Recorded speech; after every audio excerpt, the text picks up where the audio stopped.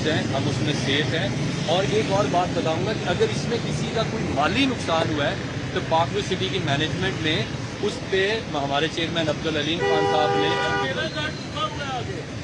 Sir आपके घर की हम जिम्मेदारी लेते हैं। आप जितनी मर्जी प्रेस कॉन्फ्रेंस करें, मेरा घर डूबा हुआ है सर, हम उसकी जिम्मेदारी लें। और वो जो आपके साथ चल रहे हैं, मुझे बचपन से जानते हैं, वो जा रहे हैं। कैसे हैं आप? ठीक ठाक है। मैं स्ट्रीट 13 में हूँ, प्लेटिनम ब्लॉक में। मेरा घर लौड़े लग गया टोटल।